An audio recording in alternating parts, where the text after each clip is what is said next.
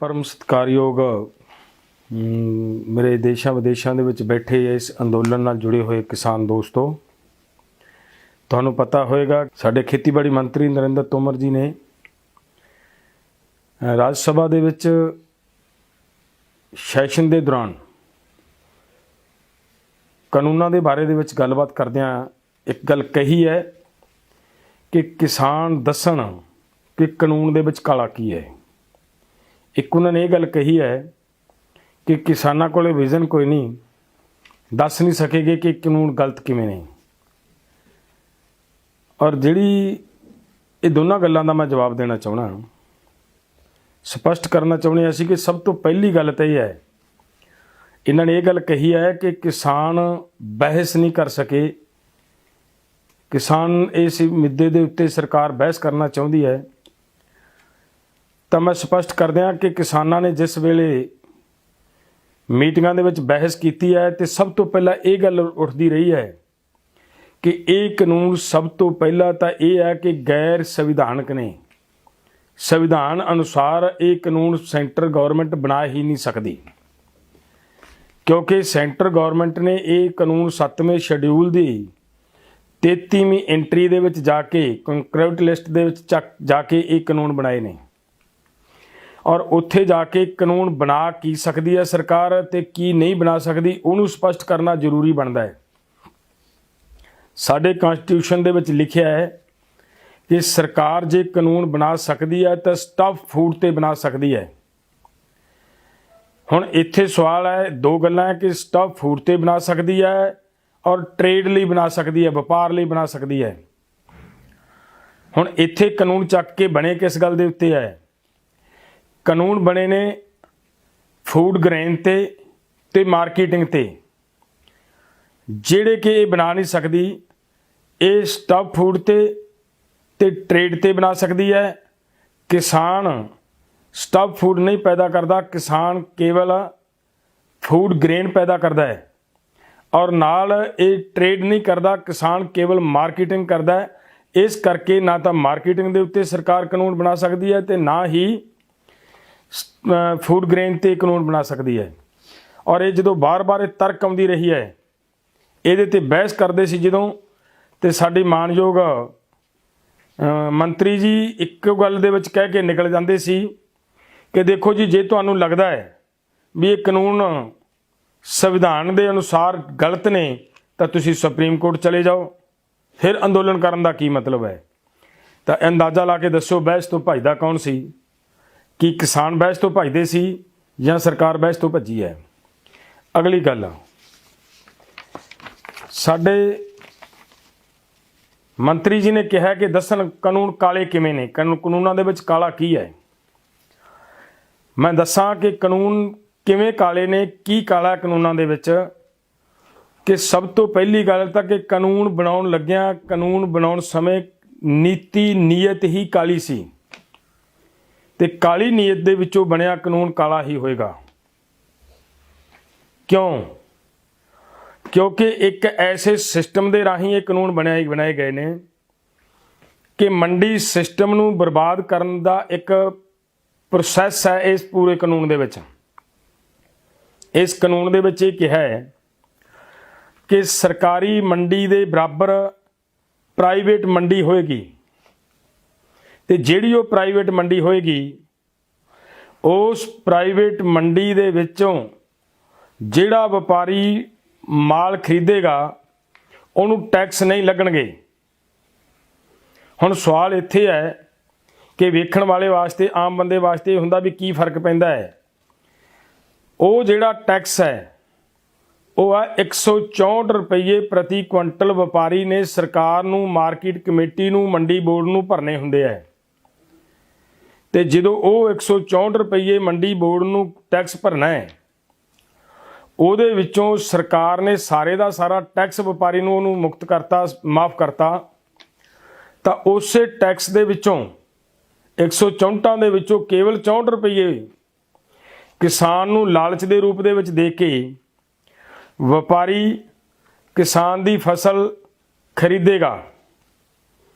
ਔਰ 64 ਰੁਪਏ ਦੇ ਲਾਲਚ ਨੂੰ ਕਿਸਾਨ ਆਪਣੀ ਫਸਲ ਪ੍ਰਾਈਵੇਟ ਮੰਡੀ ਦੇ ਵਿੱਚ ਜਾ ਕੇ ਪ੍ਰਾਈਵੇਟ ਬਾਹਰ ਖੜੇ ਵਪਾਰੀ ਨੂੰ ਵੇਚੇਗਾ। ਅਗਲੀ ਗੱਲ, ਜਦੋਂ ਲਗਾਤਾਰ ਕਿਸਾਨ ਦੀ ਫਸਲ ਮੰਡੀ ਤੋਂ ਬਾਹਰ ਵਿਕਦੀ ਰਹੀ ਤਾਂ ਥੋੜ੍ਹੇ ਸਮੇਂ ਦੇ ਵਿੱਚ ਮੰਡੀ ਇੱਕ ਖੰਡਰ ਬਣ ਕੇ ਰਹਿ ਜਾਏਗੀ। ਨਾ ਉਹਦੇ ਵਿੱਚ ਵਪਾਰੀ ਰਹੇਗਾ, ਨਾ ਉਹਦੇ ਵਿੱਚ ਆੜ੍ਹਤੀਆ ਰਹੇਗਾ, ਤੇ ਨਾ ਹੀ ਉਸ ਮੰਡੀ ਦੇ ਵਿੱਚ ਸਰਕਾਰੀ ਖਰੀਦ ਹੋਏਗੀ। ਔਰ ਉੱਥੇ ਕਿਸੇ ਮਜ਼ਦੂਰ ਦਾ ਕੰਮ ਕਰਨ ਦਾ ਕਿਸੇ ਦਾ ਕੋਈ ਮਤਲਬ ਨਹੀਂ। ਥੋੜ੍ਹੇ ਸਮੇਂ ਦੇ ਵਿੱਚ ਮੰਡੀ ਬਰਬਾਦ ਹੋ ਜਾਏਗੀ। ਔਰ ਇੱਕ ਤਾਂ ਇਹ ਕਾਲੀ ਨੀਅਤ ਹੈ ਇਸ ਕਾਨੂੰਨ ਦੇ ਪਿੱਛੇ। ਦੂਸਰੀ, ਇਸ ਕਾਨੂੰਨ ਦੇ ਵਿੱਚ ਲਿਖਿਆ ਹੈ ਕਿ ਅਗਰ ਤੁਹਾਡੀ ਫਸਲ ਖਰੀਦਣ ਵਾਲਾ ਫਸਲ ਦੇ ਪੈਸੇ ਲੈ ਕੇ ਭੱਜ ਜਾਂਦਾ ਹੈ, ਉਹ ਤੋਂ ਪੈਸੇ ਗਰਾਉਣ ਦੇ ਲਈ ਕਿਸਾਨ ਕੋਰਟ ਨਹੀਂ ਜਾ ਸਕੇਗਾ। ਅੰਦਾਜ਼ਾ ਲਾਓ, ਕਿਸਾਨਾਂ ਦਾ ਕੋਰਟ ਜਾਣ ਦਾ ਰਸਤਾ ਬੰਦ ਕਰ ਦੇਣਾ, ਕੀ ਇਹਨੂੰ ਕਾਲਾ ਕਾਨੂੰਨ ਕਹਿ ਦੇਣਾ ਫਿਰ ਕੀ ਵਾਜਬ ਨਹੀਂ? ਇਸ ਕਰਕੇ ਇਹ ਕਾਨੂੰਨ ਕਾਲੇ ਨੇ। ਅਗਲੀ ਗੱਲ, ਸਾਡੇ ਮੰਤਰੀ ਜੀ ਨੇ ਇੱਕ ਗੱਲ ਕਹੀ ਹੈ ਕਿ ਅਸੀਂ ਟੈਕਸ ਫ੍ਰੀ ਕਰਤਾ। ਪਹਿਲਾਂ ਟੈਕਸ ਲੱਗਦਾ ਸੀ ਤੇ ਕਿਸਾਨ ਅੱਜ ਵਿਰੋਧ ਕਿਉਂ ਕਰਦੇ ਨੇ? ਹੁਣ ਮੈਂ ਇਸ ਟੈਕਸ ਤੇ ਗੱਲ ਕਰਨੀ ਚਾਹੂੰਗਾ। ਇਹ ਜਿਹੜਾ ਟੈਕਸ ਲੱਗਦਾ ਸੀ ਵਪਾਰੀ ਨੂੰ ਲੱਗਦਾ ਸੀ, ਖਰੀਦਦਾਰ ਨੂੰ ਲੱਗਦਾ ਸੀ। ਖਰੀਦਦਾਰ ਨੇ 164 ਰੁਪਏ ਕੁਇੰਟਲ ਮਗਰ ਟੈਕਸ ਸਰਕਾਰ ਨੂੰ ਭਰਨਾ ਹੁੰਦਾ ਸੀ, ਮਾਰਕੀਟ ਕਮੇਟੀ ਨੂੰ ਭਰਨਾ ਹੁੰਦਾ ਸੀ। ਔਰ ਉਹੀ ਪੈਸਾ ਮਾਰਕੀਟ ਕਮੇਟੀ ਦੀ ਇਨਕਮ ਦਾ ਸੋਰਸ ਬਣਦਾ ਸੀ। ਔਰ ਮਾਰਕੀਟ ਕਮੇਟੀ ਦੇ ਵਿੱਚ ਉਹ ਜਦੋਂ ਪੈਸਾ ਇਕੱਠਾ ਹੁੰਦਾ ਸੀਗਾ ਤੇ ਉਸ ਮਾਰਕੀਟ ਕਮੇਟੀ ਦੇ ਏਰੀਏ 'ਚ ਜਿਸ ਕਿਸੇ ਕਿਸਾਨ ਦੇ ਨਾਲ ਕੋਈ ਕਿਸੇ ਤਰ੍ਹਾਂ ਦਾ ਹਾਦਸਾ ਵਾਪਰਦਾ ਸੀ ਤਾਂ ਮਾਰਕੀਟ ਕਮੇਟੀ ਆਪਦੇ ਕਿਸਾਨਾਂ ਦੀ ਮਦਦ ਕਰਦੀ ਸੀ, ਆਰਥਿਕ ਮਦਦ ਕਰਦੀ ਸੀ। ਡੈਥ ਹੋ ਜਾਣ ਤੇ 3 ਲੱਖ ਤੱਕ ਦੀ ਮਦਦ ਕਰਦੀ ਸੀ। ਔਰ ਉਸ ਤੋਂ ਅੱਗੇ ਉਸੇ ਫੰਡ ਨਾਲ ਪਿੰਡਾਂ ਦੇ ਡਿਵੈਲਪਮੈਂਟ ਕਰਦੀ ਸੀ ਸਰਕਾਰ। ਪਿੰਡਾਂ ਦੀਆਂ ਸੜਕਾਂ ਬਣਦੀਆਂ ਸੀ, ਲਿੰਕ ਰੋਡਾਂ ਬਣਦੀਆਂ ਸੀ ਉਸ ਪੈਸੇ ਨਾਲ। ਸੋ ਇਸ ਕਰਕੇ ਇਹ ਪੈਸਾ ਕਿਸਾਨਾਂ ਦਾ ਸੀ, ਜਿਹਨੂੰ ਤੁਹਾਡੀ ਸਰਕਾਰ ਨੇ ਇੱਕ ਵਪਾਰੀ ਦੀ ਜੇਬ 'ਚ ਪਾਤਾ ਔਰ ਮੰਡੀ ਨੂੰ ਬਰਬਾਦ ਕਰਨ ਦੇ ਲਈ। ਇਹ ਹੈ ਇਸ ਤੁਹਾਡੇ ਕਾਨੂੰਨ ਦੀ ਮੁਕਤੀ, ਟੈਕਸ ਤੋਂ ਜਿਹੜਾ ਤੁਸੀਂ ਟੈਕਸ ਫ੍ਰੀ ਦੀ ਗੱਲ ਕਰਦੇ ਆ, ਇਹਦੀ ਖੇਡ ਇਹ ਹੈ। ਸੋ ਇਸ ਕਰਕੇ ਇਹਨੂੰ ਸਮਝਣ ਦੀ ਬਹੁਤ ਲੋੜ ਹੈ ਮੇਰੇ ਕਿਸਾਨ ਮਿੱਤਰੋ।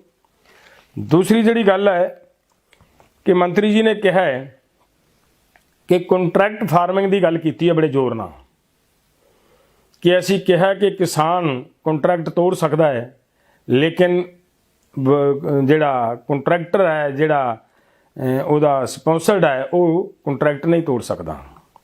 ਠੀਕ ਹੈ, ਪਰ ਮੈਂ ਇੱਕ ਗੱਲ ਪੁੱਛਣੀ ਚਾਹਣਾ, ਇਹ ਜਿਹੜਾ ਕੰਟਰੈਕਟ ਫਾਰਮਿੰਗ ਦੀ ਗੱਲ ਕੀਤੀ ਹੈ, ਇਹਦੇ ਵਿੱਚ ਵੀ ਇਹ ਗੱਲ ਕਹੀ ਗਈ ਹੈ ਕਿ ਅਗਰ ਕੰਟਰੈਕਟਰ ਕਿਸਾਨ ਦੇ ਪੈਸੇ ਲੈ ਕੇ ਭੱਜ ਜਾਂਦਾ ਹੈ, ਠੇਕੇਦਾਰ ਕਿਸਾਨ ਦੀ ਫਸਲ ਲੈ ਕੇ ਭੱਜ ਜਾਂਦਾ, ਉਹਦੇ ਪੈਸੇ ਨਹੀਂ ਦਿੰਦਾ, ਤਾਂ ਉਹ ਕਿਸਾਨ ਕੋਰਟ ਨਹੀਂ ਜਾ ਸਕਦਾ।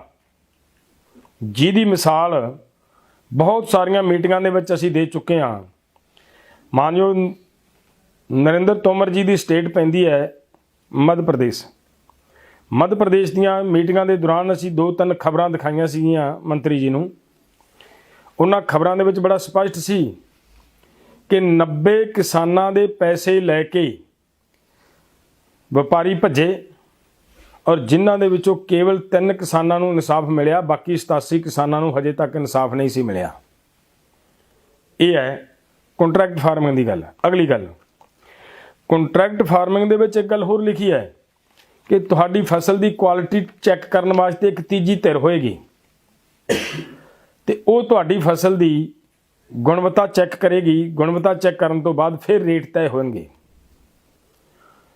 ਤਾਂ ਪਿਆਰਿਓ, ਕਿਸਾਨ ਦੀ ਫਸਲ ਖੁੱਲ੍ਹੇ ਅਸਮਾਨ ਦੇ ਥੱਲੇ ਪਲਣੀ ਹੈ। ਇਹਦੇ ਤੇ ਮਾੜੀ ਜੀ ਪੱਕਣ ਦੇ ਸਮੇਂ ਤੇ ਮਾੜੀ ਜੀ ਹਵਾ ਤੇਜ਼ ਆ ਜੇ ਤਾਂ ਫਸਲ ਦਾ ਰੰਗ ਚੇਂਜ ਹੋ ਜਾਂਦਾ, ਰੰਗ ਬਦਲ ਜਾਂਦਾ ਹੈ। ਅਗਰ ਜਰੀ ਬਾਰਿਸ਼ ਪੈ ਜੇ ਤਾਂ ਫਸਲ ਦੇ ਦਾਣਿਆਂ ਦਾ ਰੰਗ ਚੇਂਜ ਹੋ ਜਾਂਦਾ ਹੈ, ਲੇਕਿਨ ਉਹਦੇ ਵਿੱਚ ਜਿਹੜਾ ਗੁਣ ਹੈ ਉਹ ਉਹੀ ਰਹਿੰਦਾ ਹੈ। ਲੇਕਿਨ ਕਿਸਾਨ ਦੀ ਲੁੱਟ ਉਹਦਾ ਰੰਗ ਚੇਂਜ ਕਰਨ ਨਾਲ ਹੁੰਦੀ ਹੈ। ਜਦੋਂ ਹਵਾ ਵਗਣ ਨਾਲ, ਤੇਜ਼ ਹਵਾਵਾਂ ਵਗਣ ਨਾਲ ਫਸਲ ਦਾ ਰੰਗ ਚੇਂਜ ਹੁੰਦਾ ਹੈ, ਅਨਾਜ ਦਾ ਰੰਗ ਚੇਂਜ ਹੁੰਦਾ ਹੈ, ਤਾਂ ਉਸ ਵੇਲੇ ਕਿਸਾਨ ਦੀ ਫਿਰ ਲੁੱਟ ਖੁੱਲ੍ਹ ਕੇ ਹੁੰਦੀ ਹੈ। ਸੋ ਇਸ ਤਰ੍ਹਾਂ ਅੱਗੇ ਜਾ ਕੇ ਇਸੇ ਕੰਟਰੈਕਟ ਫਾਰਮਿੰਗ ਦੇ ਵਿੱਚ ਇੱਕ ਗੱਲ ਇਹ ਕਹੀ ਗਈ ਹੈ ਕਿ ਕਿਸਾਨ ਦੀ ਜਿਹੜੀ ਫਸਲ ਹੈ, ਕੰਟਰੈਕਟ ਫਾਰਮਿੰਗ ਦੇ ਵਿੱਚ ਅੱਗੇ ਜਾ ਕੇ ਇੱਕ ਗੱਲ ਇਹ ਕਹੀ ਗਈ ਹੈ ਕਿ ਕੰਟਰੈਕਟਰ ਹੈ ਜਿਹੜਾ, ਉਹਨੇ ਕੰਟਰੈਕਟ ਕਰਨਾ ਹੈ, ਜ਼ਮੀਨ ਦੇ ਉੱਤੇ ਕੋਈ ਬਿਲਡਿੰਗ ਖੜੀ ਕਰਨੀ ਹੈ, ਕੋਈ ਕੰਸਟਰਕਸ਼ਨ ਕਰਨੀ ਹੈ, ਔਰ ਉਸ ਕੰਸਟਰਕਸ਼ਨ ਦੇ ਅਗੇਂਸਟ, ਉਸ ਕੰਸਟਰਕਸ਼ਨ ਦੇ ਉੱਤੇ, ਉਸ ਬਿਲਡਿੰਗ ਦੇ ਉੱਤੇ ਉਹ ਕ੍ਰੈਡਿਟ ਲੈ ਸਕਦਾ ਕਿਸੇ ਕੰਪਨੀ ਤੋਂ, ਕਿਸੇ ਬੈਂਕ ਤੋਂ, ਕਿਸੇ ਸਰਕਾਰੀ ਅਦਾਰੇ ਤੋਂ। ਇਹ ਕਿਹਾ ਹੈ। ਅਗਰ ਉਹ ਲੋਨ ਲੈ ਲਿਆ ਉਹਨੇ ਤੇ ਉਹ ਲੋਨ ਨਹੀਂ ਮੋੜਿਆ ਤਾਂ ਕਿਸਾਨ ਦੀ ਜ਼ਮੀਨ ਫਸੀ ਪਈ ਹੈ ਉਹ 'ਚ। ਇੱਕ ਇਹਦੇ 'ਚ ਬੜੀ ਵਧੀਆ, ਬੜੀ ਚਲਾਕੀ ਵਾਲੀ ਗੱਲ ਲਿਖੀ ਹੈ ਕੰਟਰੈਕਟ ਫਾਰਮਿੰਗ ਦੇ ਵਿੱਚ ਕਿ ਅਗਰ ਸ਼ਰਤ ਲਿਖੀ ਹੈ ਪਹਿਲਾਂ ਤਾਂ ਇਹ ਕਿ ਕੰਟਰੈਕਟਰ ਨੇ ਤੁਹਾਡੀ ਜ਼ਮੀਨ ਨੂੰ ਉਸੇ ਹਾਲਤ ਦੇ ਵਿੱਚ ਕਰਕੇ ਦੇਣਾ ਜਿਸ ਹਾਲਤ ਦੇ ਵਿੱਚ ਲਿਆ ਸੀ, ਪਰ ਜੇ ਨਹੀਂ ਕਰਕੇ ਜਾਂਦਾ ਤਾਂ ਉਹਨੂੰ ਕੋਈ ਗੱਲ ਨਹੀਂ, ਜਿਵੇਂ ਵੀ ਉਹ ਛੱਡ ਗਿਆ, ਜੋ ਉਹਦੇ ਉੱਤੇ ਕੰਸਟਰਕਸ਼ਨ ਕੀਤੀ ਹੈ ਉਹ ਉਸ ਤੋਂ ਬਾਅਦ ਕਿਸਾਨ ਦੀ ਹੋ ਜਾਏਗੀ। ਹੁਣ ਇੱਥੇ ਸਵਾਲ ਇਹ ਹੈ ਕਿ ਕਿਸੇ ਨੇ ਆ ਕੇ ਤੁਹਾਡੀ ਬਿਲਡਿੰਗ, ਤੁਹਾਡੀ ਜ਼ਮੀਨ ਦੇ ਉੱਤੇ ਬਿਲਡਿੰਗ ਖੜੀ ਕਰ ਲਈ, 30 ਸਾਲ 40 ਸਾਲ ਦਾ ਕੰਟਰੈਕਟ ਕੀਤਾ ਹੈ, 40 ਸਾਲ ਦੇ ਵਿੱਚ ਬਿਲਡਿੰਗ ਖੰਡਰ ਹੋ ਗਈ, ਖੰਡਰ ਹੋਈ ਬਿਲਡਿੰਗ ਜਿਉਂਦੀ ਤਿਉਂ ਛੱਡ ਕੇ ਤੁਰ ਗਿਆ ਤੇ ਉਹਦੇ ਉੱਤੇ 20 ਕਰੋੜ ਦਾ ਕਰਜ਼ਾ ਛੱਡ ਕੇ ਤੁਰ ਗਿਆ, ਤਾਂ ਉਹ ਇਹ ਕਹਿ ਦੇਊਗੀ ਸਰਕਾਰ ਕਿ ਕਾਨੂੰਨ ਦੇ ਅਨੁਸਾਰ ਤੁਹਾਡੀ ਜੀ ਇਹ ਬਿਲਡਿੰਗ ਤੁਹਾਡੀ ਹੋ ਗਈ। ਸੋ ਇਸ ਕਰਕੇ ਇਹਨਾਂ ਸਾਰੇ ਨੁਕਤਿਆਂ ਦੇ ਉੱਤੇ, ਇੱਕ ਇੱਕ ਨੁਕਤੇ ਦੇ ਉੱਤੇ ਬਹਿਸ ਹੋ ਚੁੱਕੀ ਆ। ਹੋਰ ਵੀ ਬਹੁਤ ਸਾਰੀਆਂ ਗੱਲਾਂ ਨੇ ਜਿਨ੍ਹਾਂ ਦੇ ਉੱਤੇ ਬਹਿਸ ਹੋ ਚੁੱਕੀ ਹੈ, ਲੇਕਿਨ ਸਰਕਾਰ ਜਿਹੜੀ ਕਹਿੰਦੀ ਹੈ ਕਿ ਕਿਸਾਨਾਂ ਨੇ ਬਹਿਸ ਨਹੀਂ ਕੀਤੀ, ਕਿਸਾਨਾਂ ਨੂੰ ਬਹਿਸ ਨਹੀਂ ਕਰਨੀ ਆਉਂਦੀ, ਇਹਨਾਂ ਹੀ ਗੱਲਾਂ ਦੇ ਉੱਤੇ, ਇਹਨਾਂ ਹੀ ਨੁਕਤਿਆਂ ਤੇ ਸਾਡੇ ਮਾਨਯੋਗ ਖੇਤੀਬਾੜੀ ਮੰਤਰੀ ਜੀ ਨੇ ਟਿਕ ਕਰਦੇ ਰਹੇ ਨੇ ਵੀ ਠੀਕ ਹੈ, ਇਹਨੂੰ ਠੀਕ ਕਰ ਦਿਆਂਗੇ। ਮੈਂ ਬੇਨਤੀ ਕਰਾਂ ਕਿ ਜੇਕਰ ਇਹਦੇ ਵਿੱਚ ਕਮੀਆਂ ਨਹੀਂ ਸੀ, ਇਹਦੇ ਵਿੱਚ ਗਲਤੀਆਂ ਨਹੀਂ ਸੀ, ਤਾਂ ਫਿਰ ਸੋਧਾਂ ਕਿਸ ਗਲਤੀਆਂ ਕਰ ਰਹੀ ਹੈ ਸਰਕਾਰ।